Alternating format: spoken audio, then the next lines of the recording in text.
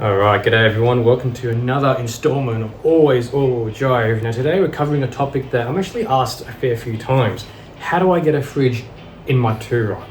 So there's a couple of ways you can do that. You can read online and think, man, I gotta spend $4,000 on a Red Arc DC BC system, or sorry, BC DC and all that sort of stuff. And then there's people on the other end saying, no, you only need a few $100.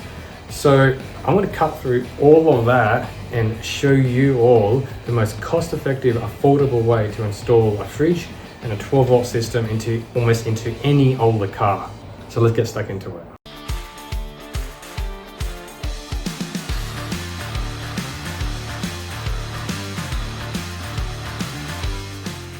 Alright, so before I get into the thick of it, I do have to do a quick disclosure. I'm not an auto sparky, I'm not an electrician, I'm not even a mechanic. I do all of this as I learn online on the internet and with my own experience. So if anyone has any doubts or any questions about how to crimp or wire or not 100% confident, please consult your local auto electrician and they'll be more than happy to help you out with your 12-volt setup. First things first, what car are you chucking your 12-volt system in? Now, because you come to my channel, I'm going to assume you haven't just dropped 100 grand on a Land Cruiser 200 series or 300 series. You come here because you've got a Ford Territory, you've got an X-Trail, you've got a RAV4, you've got an older car that you don't mind being a bit dented, a bit, I won't say damaged, but scratched and things when you're going into the bush. You just want to get into this lifestyle. So my video is covering cars that have what we call a simple alternator. What a simple alternator is that your alternator, much like my old one here, when your car is on, spins, creates electricity. When it's off, it doesn't create electricity. That's what we'll be doing. Now, newer cars have something called a smart alternator. That means that because of fuel efficiency standards and requirements, the alternator can turn off even though the car's on. That means your second battery is not charging. That's when you need a much more complicated DC-DC charger. And I actually do have that set up in my car, but that's going to be for another video. So in today's video, we're just going through the basics that you need to get started with your 12-volt system. So now that we've established the car that you're installing your 12-volt system in, what do I need now? Two main things: how you're charging it and what you're charging into. How are you going to charge it? I recommend use a smart isolator.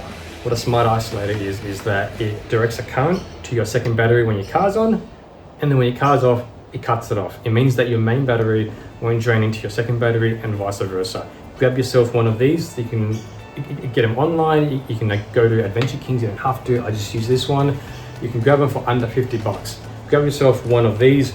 One goes to your main battery, other goes to your second battery. Get one of these, then it's what you're actually charging it into. So what I've got is this AGM Battery. Oh, that is heavy. Now you would have heard a lot of information about lithium, AGM, everything like that. An AGM battery is pretty much a regular car battery, but you can safely use it inside your vehicle. I recommend this. Get an AGM battery. You might not necessarily get the same usable amount out of it. So for example, I have a 115 amp hour battery here. However, on AGM or lead acid, you can only really use half of it before it degrades. So I've got just over 60 amp hours. Say your fridge uses 2 amp hours. I've got 30 hours without any recharging, any solar on a battery that you can pick up for barely $100 now. Now, in my opinion, that's a much more affordable way to get into it without having to spend $300 to $500 on a lithium battery, if not more. So that's really something to keep in mind. I would recommend grabbing yourself an AGM battery and a smart isolator.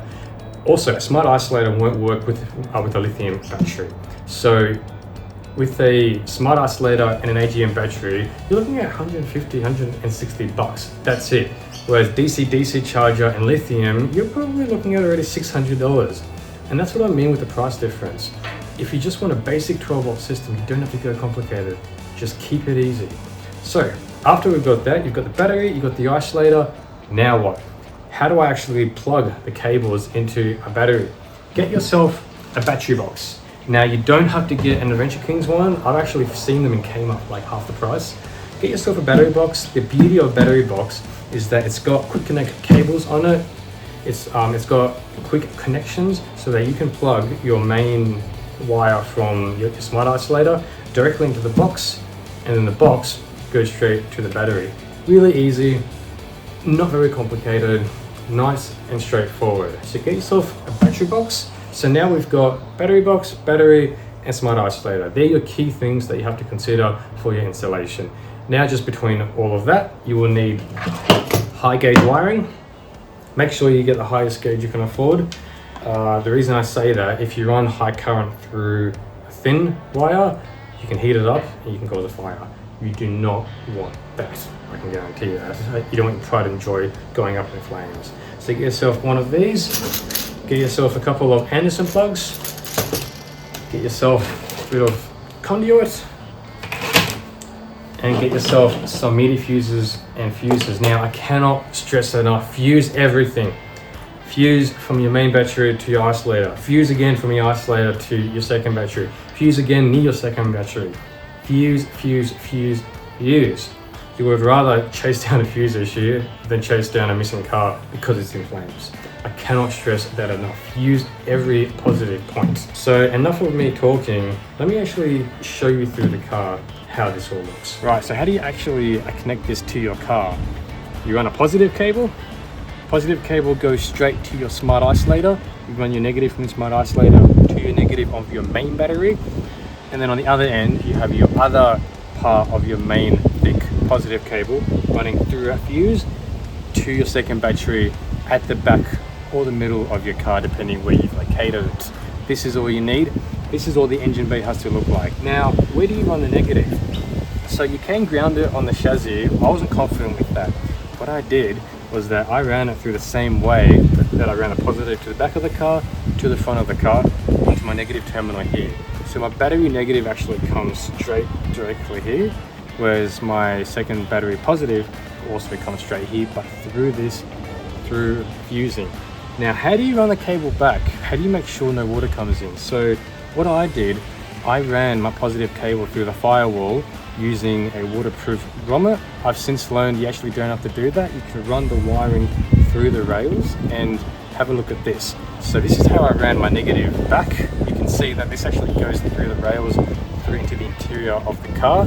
Therefore, you don't have to worry about any water and things like that. My positives through the firewall, negative through the rails. Honestly, if I do it again, I put it all through the rails, but that's how you do it on a Ford Territory. Every car will be different, double check, but most cars, especially one that's not on a ladder frame like this, are roughly built the same. So in the engine bay, just to recap, you have your positive cable going to your smart isolator, then another cable going from the smart isolator through a fuse to your second battery in the back through railings and things like that. Let's recap where we're at right now. The positive red from the main battery to the smart isolator. From the smart isolator to a fuse, and from the fuse through your firewall or through the rail to your second battery. If you've used the pre-made kit, that will go on the Anderson plug. If you haven't used the pre-made kit, you may have elected to make your own Anderson plug, or you can connect it onto the positive of the battery box just on the outside. For the negative, you've run the negative from the main battery through the rail or grommet in the firewall, depending on your car, to the negative of your battery box, or you've linked it into your Anderson cable as well. So there are two ways you can do it. That's where we're at right now. So you would want a fridge. Now, the fridge I've been using are Adventure King's Escape fridges. No, they're not the best. I actually had to do a warranty claim on this within a few days of actually purchasing it. You can get a June one. If you want to go bougie, you can go Angles. You can go a Dometic. It's really up to you and your budget. This is what I could afford at the time. It's fine, it does what I need it. So then the question becomes, how do I connect it to my second battery? Now, Adventure King's or most cheaper fridge brands will come with one of these, a cigarette connector. Now, the cigarette connector will connect straight to your battery box, into there, and your fridge powers up. Now, there is a couple of caveats here. The main one is the security of the connection. Like, you can twist it, but look at that. And then, you know, say you're going through corrugations, roughness, things like that, you can lose your connection and it won't even tell you. So you get to your destination after some dirt roads, a couple of tracks, and all your chicken's off, your beef's warm, which in my opinion is the worst thing. So we can't have that. I actually recommend don't use this personally. What you should be using, you can also purchase this with most fridges like this, is an Anderson connection. So what this does is that it actually connects directly from the quick connect on top straight to your fridge at the bottom like this. There you go. And so this is, look at this. Now I haven't shoved it down, so obviously it doesn't look as nice, but look at this. Nice, strong, sturdy, not going anywhere if you're around the tracks of Lithgow and things like that. So this is how you connect your fridge. Of course it has a little fuse to your battery box. You can also plug in your telephone as well if you want to charge it up too, using the 2 USB connections. And you can really leave the 12 volt here for extra USB charging and things like that.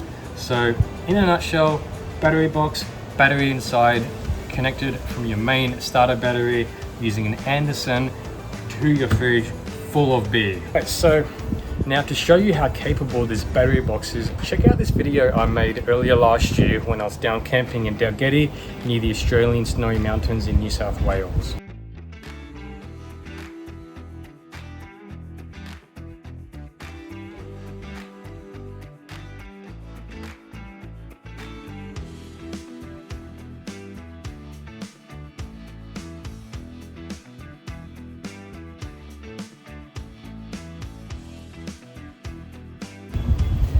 Right, how cool was that? That was using a 500 watt inverter, barely $100, connected to my battery box, powering my heated blanket. How good is that? It means that I could take the 4 seasons wherever I go and be comfortable. So it just goes to show how capable an AGM smart isolator and a battery box can be on your first ever 12 volt system. If you want to enhance it, upgrade it a bit like what I've done, you can do that. I might cover that in another video, but to get you started, getting off grid and getting out there, this is the system for you. All right, everyone, I hope you enjoyed that. Like, comment, subscribe. I appreciate all the support. If there's anything you want me to do, drop it in a comment below. Also, feel free to follow my Instagram at always all-wheel drive, just right there. I post a little behind the scenes stuff and things I'm working on there as well. So as always, get out there, all-wheel drive all the time and get rolling. I'll catch you next time.